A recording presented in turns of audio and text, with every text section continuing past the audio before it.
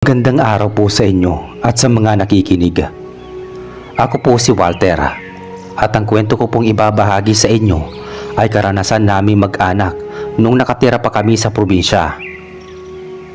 Hindi ko na lang babanggitin kung anong pangalan ng probinsyang pinanggalingan ko bilang respeto sa pribadong buhay ng mga residente. Simulan ko na po ang kwento noong mga taong 1994 at nasa 13 taong gulang pa lang ako. Nakatira pa kami mag-anak sa bahay ng mga namayapang magulang ng aking ama. Ipinamana kasi kay Tatay Berting ang bahay bago namatay sina lolo at lola.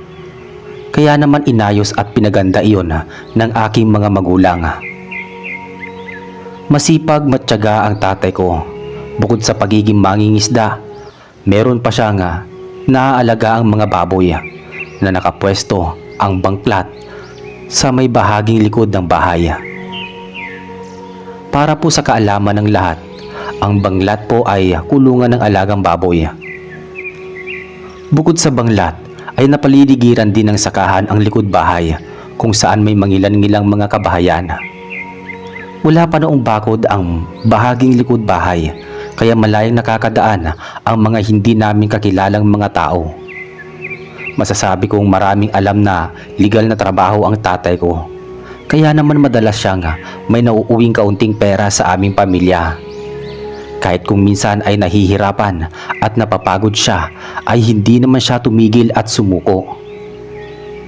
Tinuruan ako ng tatay ko sa pag-aalaga at pagpapakain ng mga alagang baboy, habang abala naman si nanay sa pagluluto ng aming makakain.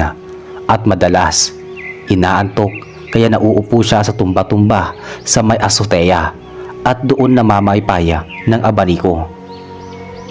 Noong mga panahong yun ay payak ang pamumuhay ng mga residente, pero maraming kababalaghan ang nagaganap sa aming probinsya.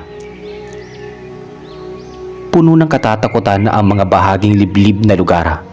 Kaya naman libangan na rin ng mga matatanda na pag-usapan ang mga nilalang ng dilima na ginagawa na din panakot sa mga kabataan, lalo na kapag sumapit ang gabi. Isang araw, naiwan kami mag-ina sa loob bahay. Nag-iisa po akong anak kaya naman ganoon na lang ang pangaral sa akin ng aking mga magulang para lang mapanatili akong ligtas. Nagpaalam ang tatay ko na balak niyang magtungo sa laot at pagkatapos ay dadaan siya sa kanyang kumpari sa bayan na noon ay magdidiwang ng kaarawan, at nangako naman siyang hindi aabuti ng gabi sapagkat buntis ng 4 na buwan ang nanay ko. Kitang-kita ko iyon sa kanyang nakaumbok na tiyan. Simula nang mabuntis si Nanay Delia ay tumigil na siya sa pagtatrabaho. Dati-rati siyang labandera sa may kayang pamilya na malapit lang sa bahay namin. Noong mga panahong yon ay delikado ang pagbubuntis ni Nanay Delia sapagkat may mga naririnig kami mga kwento ukol sa mga aswang na gumagala sa probinsya sa tuwing mayroong mga buntis. Sumapit ang hapon at kakatapos lang na magpakain ng alagang baboy. Ako ang gumawa noon. Inutusan ako ni Nanay Delia na mamitas ako ng kalamansi sa puno na matatagpuan sa tagiliran ng aming bahay. Mukhang gagawa siya ng masarap na kalamansi juice. Mr. Narrator, sa totoo lang po ay sagana sa pananim ang aming bakuran. Bukod sa kalamansi ay meron din kaming kawayanan, puno ng mangga at chiko na hitik din sa mga bunga. Kaya naman malakas at malusog ang pangangatawang ko noong kabataan ko. Madalang akong kumain ng mga sitsirya at mga pagkaing maraming vitsen, lalo na lahat ng pagkain namin ay prutas at gulay. Kaya hindi ako kinakapitan ng malubhang sakit. Nag-umpisa akong umakyat sa puno ng kalamansi, pero kahit anong gawin ko ay hindi ko maabot-abot ang mga bunga. Naisipan ko na lang na yugyugin ang puno upang bumagsak sa lupa ang mga bunga ng kalamansi, at doon na lang dadampot ako upang hindi ako mahirapan. Kaso biglang nagbago ang isip ko nang mapansin ko ang isang mahabang sanga ng kalamansi na hitik sa bunga. Pinutol ko ang sanga na nagtataglay ng maraming bunga at noong nasa kalagitnaan na ako ng pagbaba sa puno ay napukaw ang aking atensyon ng isang malaking itim na uwak na nakadapo sa puno ng chiko at matalas itong nakatingin sa direksyon ng nanay ko. Nakasalukuyang nagwawalis sa bahaging bandang bungad ng aming bahay. Sa unang pagkakataon ay natakam ako sa presensya ng uwak. Dati-rati ay magaling na pamitag ng ibon ng tatay ko at may pagkakataong nag-iihaw siya nang nahuhuli niyang ibon. Samantalang ang mga kaibigan ko naman ay matyagang nanguhuli ng mga kalapati na siyang ipinagbibili nila upang may pambaon sa paaralan. Kapag wala namang bumibili ng mga nahuhuling kalapati ay naiisipan nilang adobohin para may makain. Naisip ko na hulihin ang uwak at gawing hapunan. Malapit na rin namang sumapit ang gabi at tiyak na magugustuhan ng tatay ko kung makakatikim siya ng malaking ibon. Wala pa akong ideya noon sa uwak kung bakit ganoon na lang ang tingin nito sa aking ina. Sinundan ko ng tingin ang malaking uwak at lumipad ito patungo sa sanga ng puno ng mangga sa may gawing likod bahay. Kinuha ko ang sanga ng kalamansi, gayon din ang ilang piraso ng mga kalamansi at inilagay sa aking bulsa. Nagsimula na akong humakbang patungo sa ilalim ng puno ng mangga, dala ang sanga ng kalamansi. Dumaan ako sa may gawing damuhan kung saan hindi ako mapapansin ng malaking uwak. Maingat akong humakbang upang hindi makagawa ng anumang ingay. Mabuti na lang at medyo mababa ang kinaroroonan ng uwak kaya madali ko itong mahuhuli. Sumapit ako sa may sanga ng punong kahoy kung saan matatagpuan ang malaking itim na uwak. Maya-maya ay maliksi akong tumalon at kasabay nun ay pinaghampas ko ang malaking uwak gamit ang sanga ng kalamansing maraming tinik. Sa una kong hampas ay hindi kaagad gumalaw ang uwak at balak pa sana nitong lumipad papalayo kaso ay inumbayan ko ng mga hampas kaya bumagsak ito sa lupa pero mabilis na sumuot sa malalagong amursiko. Napasulyap ako sa hawak kong sanga ng kalamansi at napansin ko na may bahid ng dugo ang mga dulo ng tinik. Kung kaya't naisip ko na napuruhan ko ang uwak at nasugatan. Nakaramdam ako ng kaunting tagumpay sapagkat di magtatagal at kapag nahuli ko ang uwak ay tiyak na meron kaming maihahandang masarap na hapunan. Kaya nagpatuloy ako sa aking plano. Sumuot ako sa damuhan kung saan ko nakitang pumasok ang malaking uwak. Hawak ko pa rin ng mahigpit ang sanga ng kalamansi. Hinanap ko ang uwak subalit hindi ko iyon natagpuan. Subalit may nakita akong mga nagbagsakang mga dahon. Kaya sinundan ko iyon hanggang sa makalagpas ako sa banglat at makarating sa gawing talahiban. May kalayuan na din sa aming likod bahay. Bigla akong nakaramdam ng pag-aalala para sa aking sarili. Medyo malapit na ding lumubog ang araw, kaya napagpasyahan ko na umuwi sa aming bahay at wag nang ituloy ang paghahanap sa malaking uwak. Bahala na kung anumang maiulam namin sa hapunan. Pinagpag ko ang damit ko na medyo napuno ng dumi at kinapitan ng mga damo bago ako naglakad pa uwi patungo sa aming bahay. Ayoko din namang mag-alala sa akin ang nanay ko, lalo pat hindi pa umuwi ang tatay ko sa aming bahay. Habang naglalakad ako ay bigla na lang akong natigilan sa isang tabi nang mapansin ko ang isang malaking aso na hindi ko malaman kung saan nagmula. Mukha itong nauulol. Tumutulo ang malalapot itong laway. Nagbabaga ang mga matang nakatingin sa akin na para bang gusto akong kagatin. Nabalot ako ng matinding panlalamig sa aking buong katawan. Napatras ako at namimilog ang aking mangiyak-ngiyak na mga mata.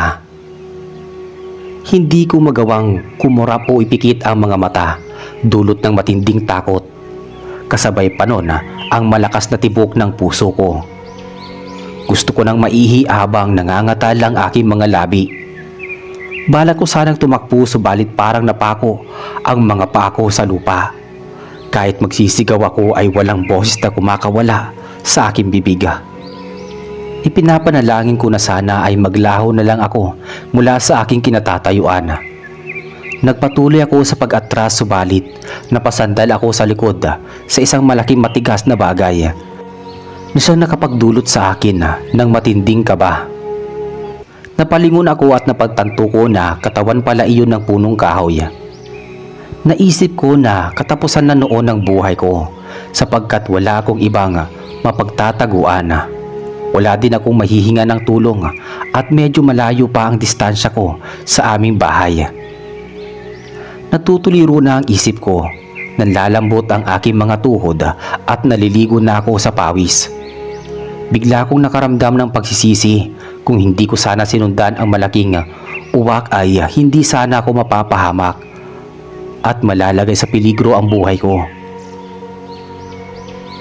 Totoo nga pala na nasa huli ang pagsisisi at hindi ko na mababawi lahat ng mga nangyari. Pinagmasdan ko ang aking mga nanginginig na mga kamay. Wala doon ang sanga ng kalamansi. Kumabog ang malalakas na kaba sa dibdib ko. Nagpalingalinga ako at hindi ko iyon matagpuan kung saan ko nahulog. Lalo na akong nataranta pero naulinagan kong boses sa di kalayuan na tila tinatawag ang pangalan ko. Pamilyar ang tinig. Pinakinggan kong mabuti at napagtanto ko na boses pala iyon ni Tatay Berting. Hinahanap niya ako. Nabuhayan ako ng loob. Naisip ko na kunin ang bulunga ng kalamansi sa aking bulsa. Nagbabakasakali ako na baka pwede iyong magamit na panlaban sa malaking aso. Mas mabuti na yon kaysa wala akong ibang paraan para gawin.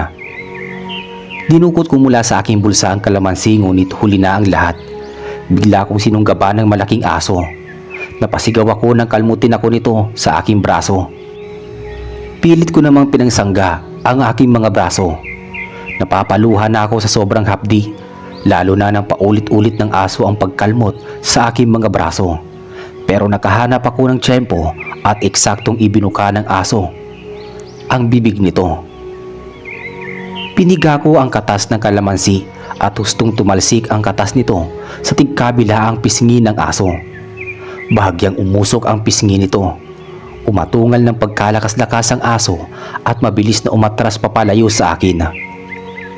Nagimbal ako sa nangyari at nabitawan ko ang ipinigang kalamansi. Maya-maya ay nahimasmasan ako at ramdam ko ang matinding sakit ng mga sariwang sugat mula sa aking mga braso. Sumigaw ako at humingi ng tulong sa aking ama sa pag-asang maririnig niya ako at malalaman kung saan niya ako matatagpuan. Doon pa lang ako nagkaroon ng lakas ng loob na sumigaw nang malayo ng ilang hakbang sa akin ang malaking aso.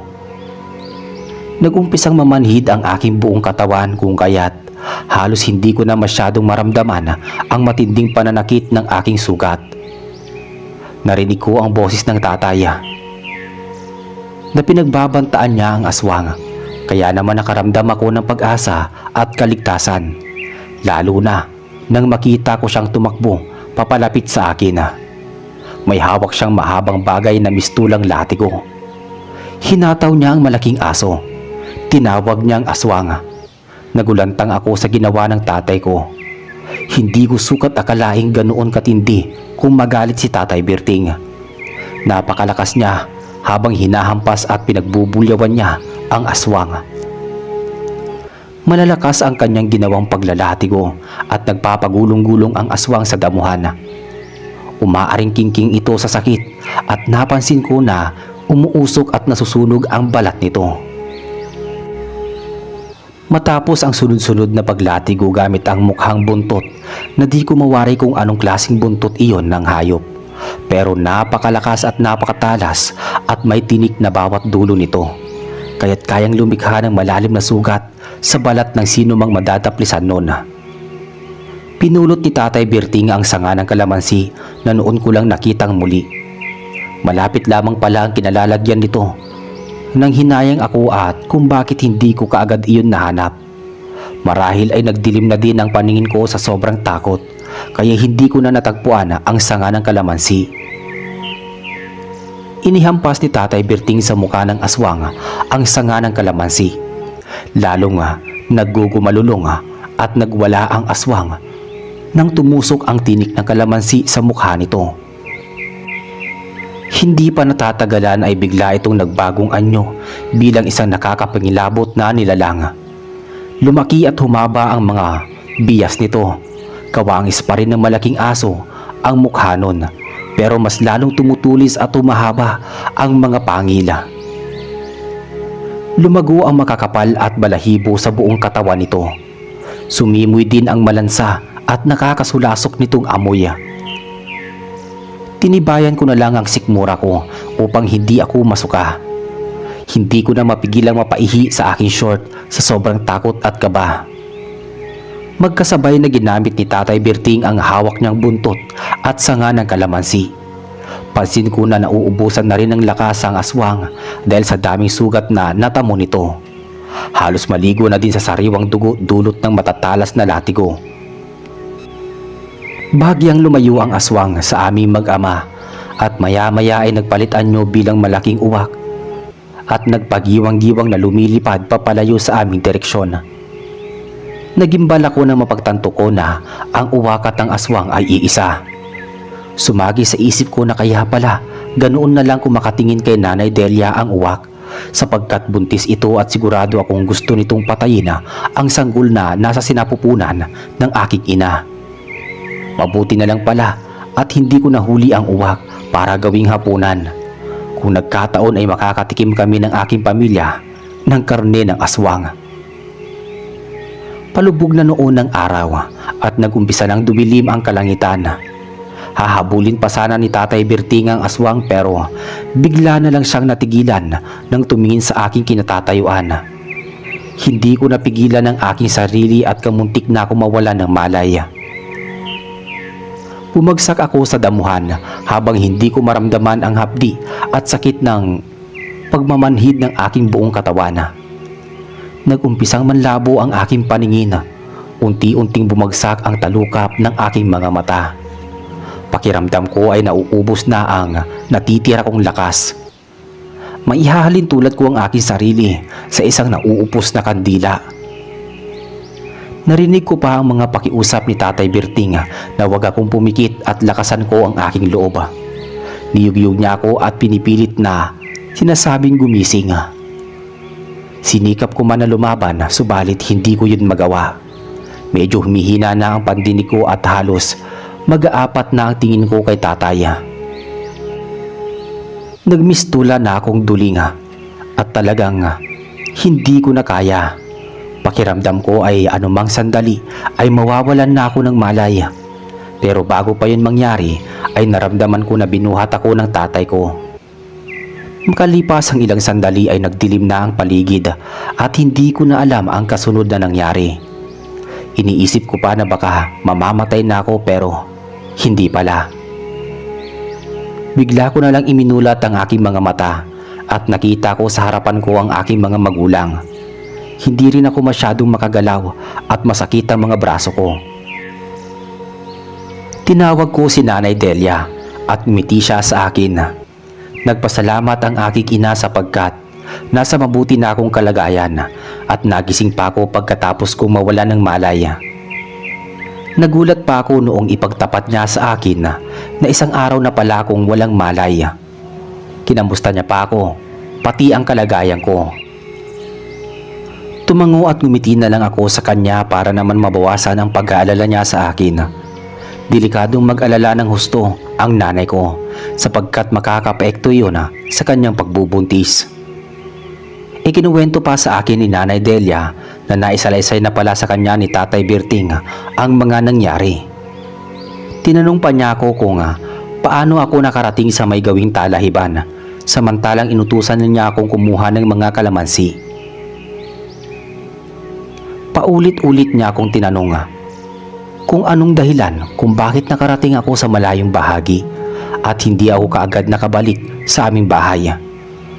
Napaluha na lang ako at garalgal ang boss na humingi ng tawad kay nanay. Ipinaliwanag ko sa kanya na may nakita akong malaking uwak na dumapo sa sanga ng chiko at nakamasid sa kanya, kaya naisipan ko iyong hulihin. Dagdag ko pa na hinampas ko ang uwak gamit ang sanga ng kalamansi upang hulihin at gawing hapunan kaso ay biglang naglaho at noong mapagplanuhan ko na bumalik sa bahay ay nagulat na lang ako nang may makitang malaking aso na sumunggab sa akin. Mabuti na lang at dumating si Tatay Berting para iligtas ako, kung hindi ay baka nilapan na ako ng aso. Nagpasalamat si Nanay Delia at tumupad sa pangako si Tatay Berting na umuwi bago sumapit ang gabi. Napansin ni Nanay Delia na hindi na ako sumagot pa sa mga tawag niya, kaya napagpasyahan niyang hanapin ako sa may likod bahay. At nung hindi niya ako makita ay saka niya inutusan si Tatay Berting na ako ay hanapin. Doon na nagsimulang umiyak si Nanay Delia habang nagkukwento.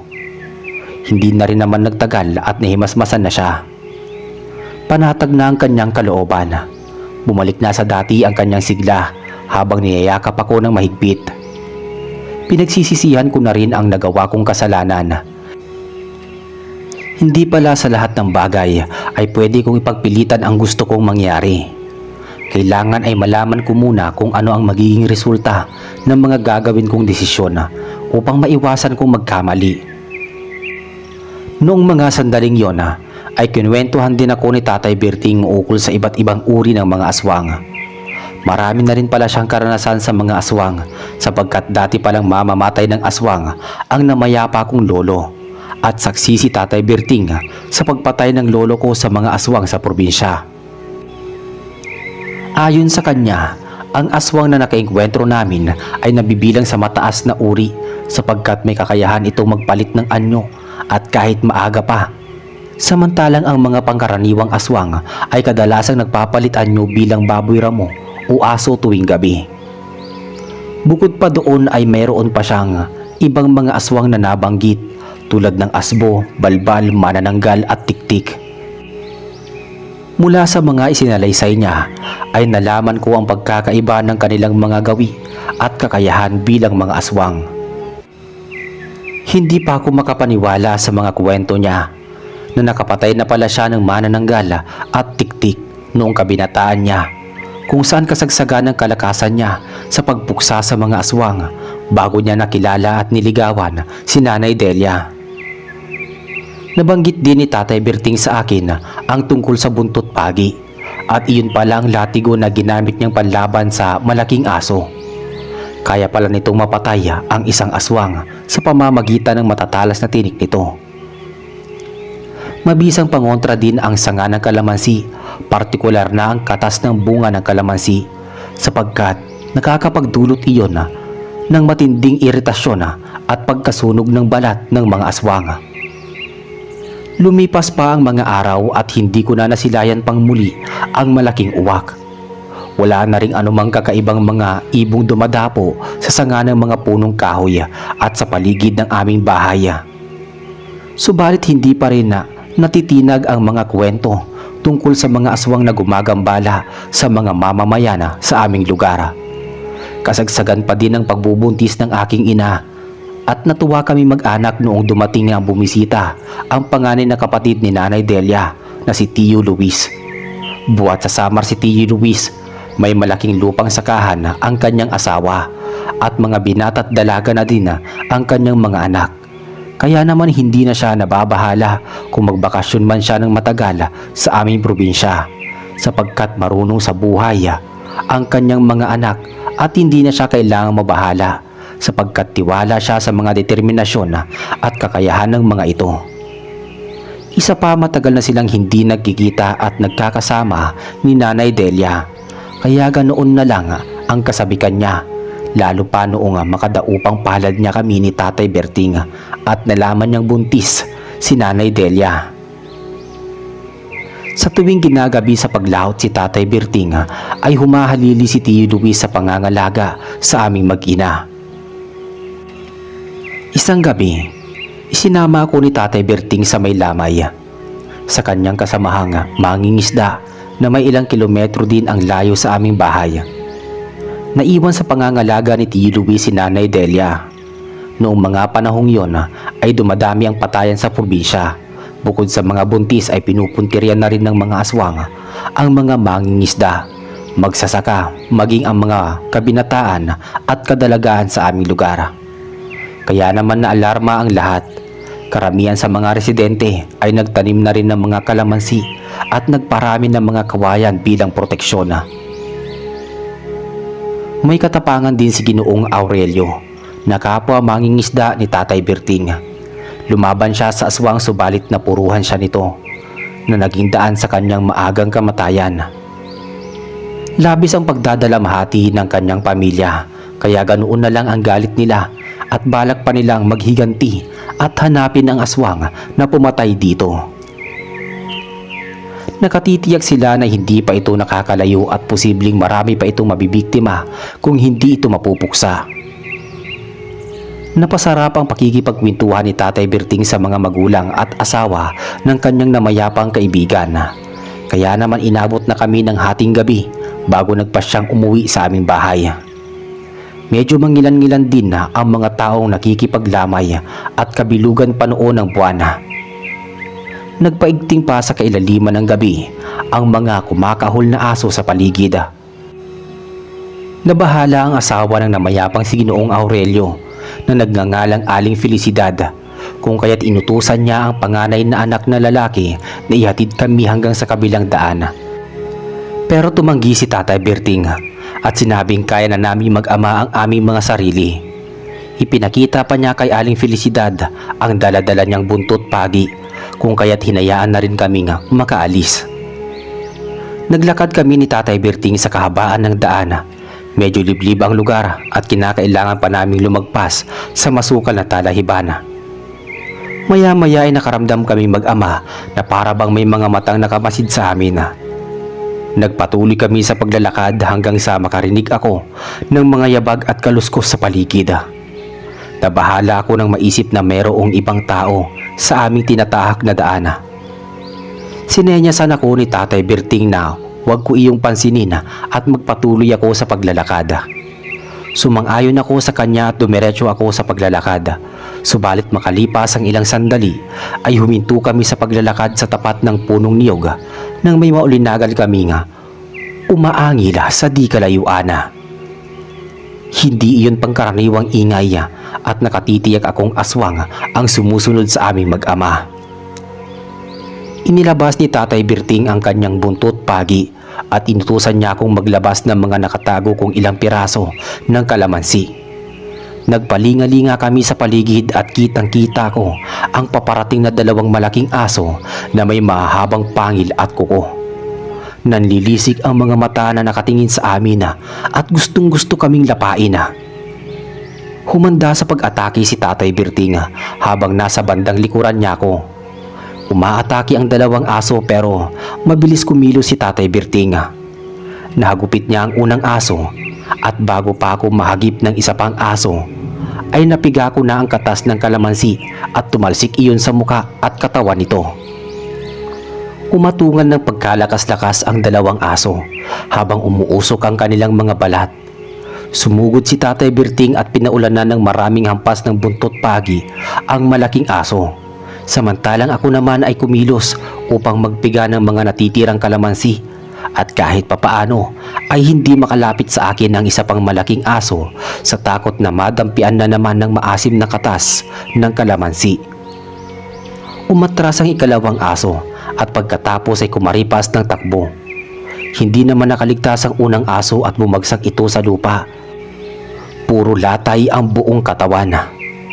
Hindi nagtagal at nalagutan ng hininga ang malaking aso. Hindi na namin hinabol ang ikalawang aso sapagkat nawala na ito sa may talahiban. Nakahinga kami ng maluwag at matapang kami nagpatuloy sa paglalakad hanggang sa makarating kami sa bahay. Naabutan pa naming nasa pagkainan sina Nanay Delia at Tio Luis. Ikinuwento namin sa kanila ang aming pakikipaglaban sa dalawang malalaking aso. Labis ang pagkabahala ni Nanay Delia pero malaki ang pasasalamat niya sa Diyos na nakaligtas kaming dalawa at hindi nasaktan sa naging engkwentro. Matapos ang gabing yon, patuloy ang lamay kay Ginoong Aurelio pero kaakibat nun ang mga usapan ukol sa pangambala ng mga aswang. Meron pa palang iba pang nabibiktima mga kadalagahan at kabinataan na natagpuan sa iba't ibang bahagi ng masusukal at magugubat na lugar kung saan matatagpuan ang luray-luray nilang mga katawan. Naging maingat na ang mga karamihan sa mga mamamayan at halos wala na ring lumalabas na mga kabataan sa tuwing sumasapit ang gabi sa takot na baka madagit ng aswang. Mahigit ilang linggo din akong maagang na umuwi sa aming bahay at hindi na sumasama sa mga kaklase at kaibigan ko pagkalabas sa paaralan. Kahit papaano ay nabawasan ang mga usap-usapan ng mga residente, gayon din ang mga sunod-sunod na pagkapatay ng mga kabataan. Lumipas pa ang ilang araw at wala na kami nabalitaan ukol sa mga aswang. Kaya naisip namin na baka nilubayan na rin ng mga aswang ang aming lugar. Napanatag na ang mga tao at bumalik sila sa kanya-kanya nilang mga gawain at trabaho. Nagpapaabot na din sila ng hating gabi sa daan. Subalit, sumapit ang isang araw na pabalita sa aming paaralan ang pagkawala ng isa sa mga kamag-aral kong si Lilia. May 2 araw na itong nawawala, buhat pa noong ginabi ito sa pagdalo sa kaarawan ng kaibigan niya. Humingi ng tulong sa mga tanod ang kanyang mga magulang at gabi-gabi silang nagro-ronda, subalit hindi nila ito matagpuan. Dumako ang isang gabi at may isang mangangahoy ang nakapagsabi na may nakita siyang bangkay ng babae na wakwak ang tiyan at nakalabas ang laman loob. Mukhang nilapa ng mabangis na hayop ang katawan nito sa gubat. Nung puntahan ng mga tanod ang lugar na iyon kung saan natagpuan ang bangkay kasama ang mga magulang ni Lilia, ay doon nila napagtanto na ito nga si Lilia. Iyon ay posibleng kagagawan ng aswang. Napuno kami ng dalamhati noong malaman namin ang nangyari sa kanya. Nakipaglamay kami magkamag-arala at bumalik na naman sa mga pangamba at takot ang mga puso ng mga residente. Naghahasik pa rin pala talaga ng lagima ang mga aswang. Matapos mailibing si Lilia ay nagdoble ingat na rin ako. Baka mabiktima ako ng aswang. Malapit na rin mga si nanay kaya naman panay ang kaabalahan ni Tatay Berting sa pagtatrabaho. Hindi na muna umalis si Tio Luis at tumulong siya sa pagbebenta ng mga alagang baboy. Sa awa ng Diyos ay wala namang aswang ang naglakas loob na pumasok sa aming bahay at kunin ang sanggol sa sinapupunan ng nanay ko. Madiskarte at alam ni Tatay Berting ang dapat niyang gawin. Pinaghandaan niya ang mga posibleng mangyayari, kaya naman binakuran niya ng kawayan ang paligid ng aming bahay upang walang aswang ang makalapit. Tuwing gabi ay nagsusunog siya ng mga nakolekta niyang goma. Naghahagis din siya ng asin sa bubong at buong bahay. Naglalagay din siya ng baliktad na walis na tingting na isinabit sa may pinto. Hindi kami nagpawala ng kalamansi sa aming hapagkainan, maging sa aming mga sisidlan na dinadala namin sa tuwing lumalabas sa aming bahay. Isang araw hindi ko inaasahang aabutin ako ng matagal na oras sa paaralan dahil tinapos ko pa ang aking proyekto. Masipag akong mag-aral at ayokong maiwan sa mga gawain sa paaralan. Kaya hanggat may oras ay ginagawa ko na yun bago ako umuwi sa aming bahay. Mabuti na lang at nakasabay ko ang aking 2 kaibigan sina Faustino at Edgar sa pag-uwi. Kahit paano ay malilibang at magiging masaya ang aming pag-uwi at marami pa kami mapagkukwentuhan sa daan. Magkakasabay kaming umalis sa paaralan at inabot na din kami ng dapit hapon. Mangilan-ngilan na rin ang mga nakakasabay naming estudyante sa daan. Naisipang namin dumaan sa may bahaging tabing ilog upang mas mapadali ang aming pag-uwi sa aming bahay. Mas malapit kasi kung tutuusin na ang daan sa lugar kaysa naman sa kalsada. Kailangan pa namin dumaan sa may koprahan na madalas na delikadong lugar sapagkat marami kaming nababalitaang mga nagaganap na patayan at doon mismo nagkandawala-wala ang ilang kabataang nagagawi sa lugar na iyon. Walang kabahayan sa may gawing tabing ilog. Napansin pa naming lumubog na pala ang araw. Napakabilis ng oras at lumitaw na ang buwan sa kalangitan. Nag-umpisa na kaming tumawid at lumusong sa tubig, at noong makarating kami sa bahaging damuhan ay tumigil kami sa pagtatawanan at pagkukwentuhan, sapagkat nakarinig kami ng malalakas na sigaw ng isang babae, humihingi ng tulong sa di kalayuan. Napamulagat kami at napukaw ang aming atensyon. Lumingon-lingon kami at hinanap namin kung saan nagmumula ang tinig. Subalit kahit saan mapadako ang aming paningin ay hindi namin matagpuan ang babaeng sumisigaw. Maya-maya pa ay hindi pa namin narinig ang boses ng babae. Sumigaw na naman ito at humingi ng tulong. Nabalot ng katahimikan ang paligid pagkatapos noon. Naisip namin na wala kaming magagawa. Hindi rin naman namin makita ang aming hinahanap. Magpapatuloy na sana kami sa paglalakad nang makarinig na naman kami ng malakas na angil na mukhang hindi nalalayo sa aming direksyon. Nataranta ang mga kaibigan ko at naghanap sila ng patpat na pwedeng maipanlaban. Nararamdaman naming may aswang sa paligid at marahil ay may kinalaman ito sa babaeng sumisigaw.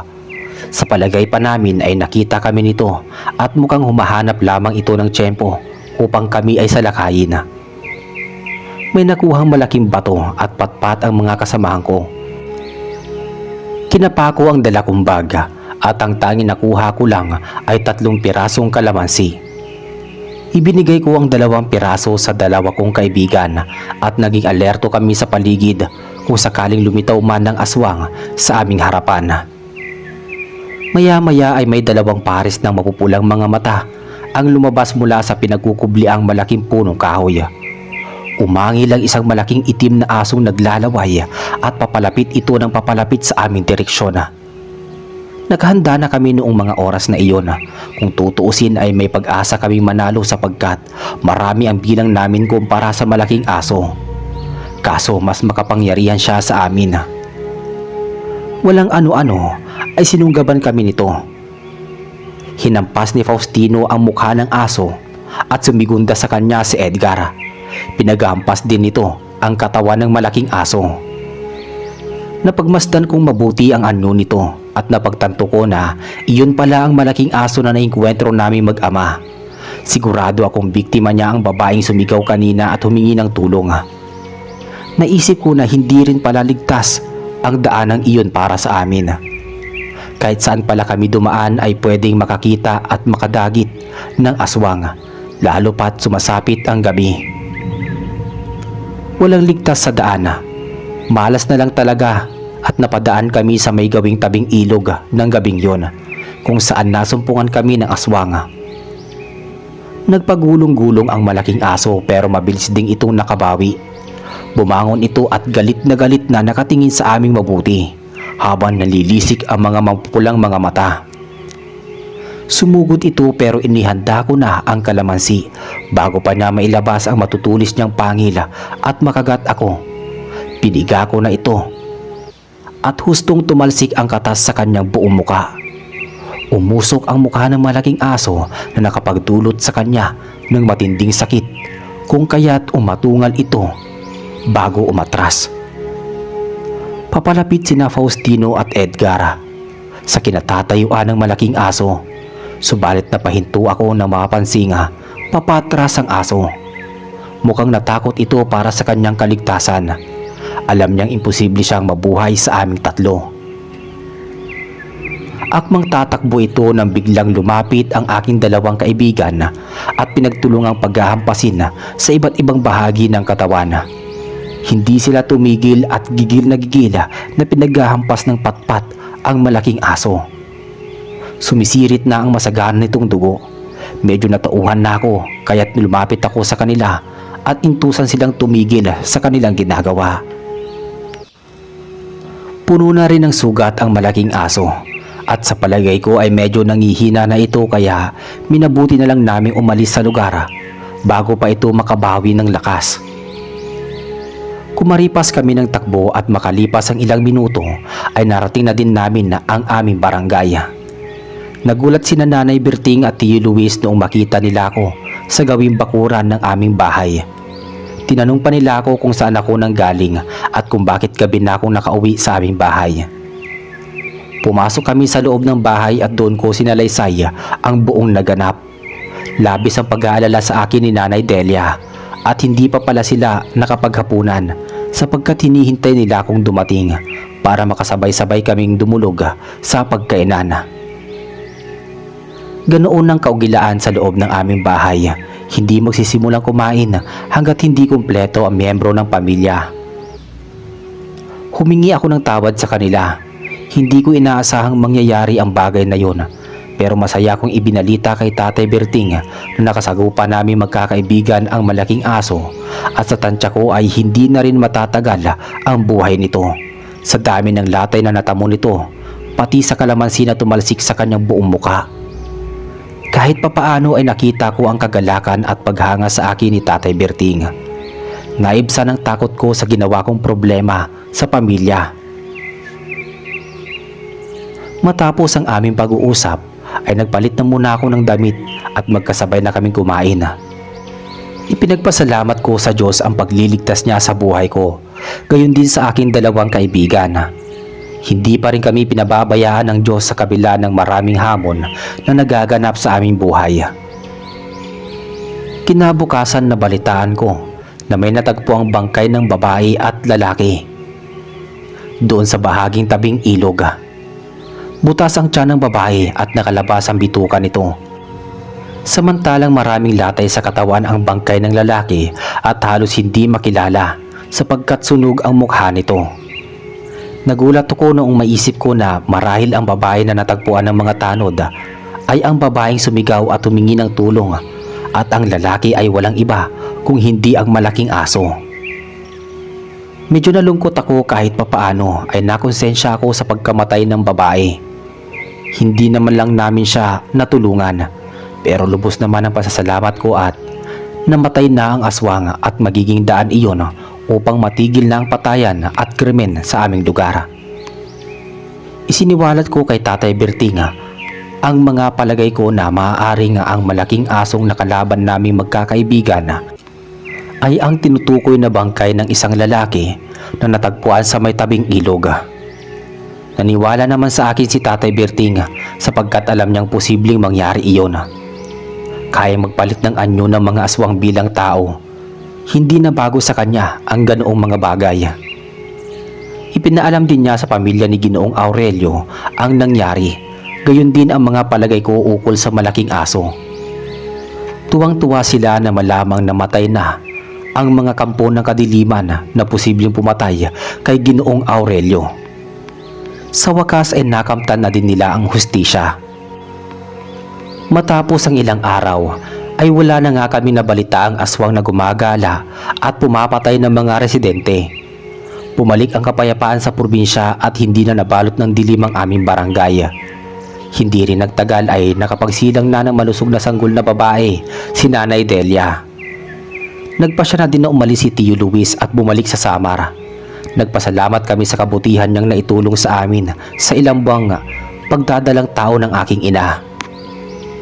Lalong nagpakita ng kasipagan at dedikasyon si Tatay Berting para may perang maibigay kay Nanay Delia.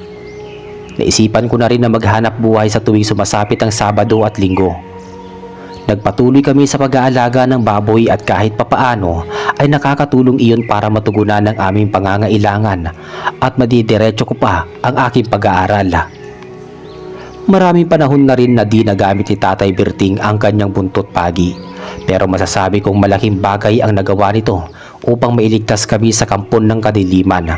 Maging ang kakayanan ng katas ng kalamansi ay nakatulong din upang mapatay ang mga aswang.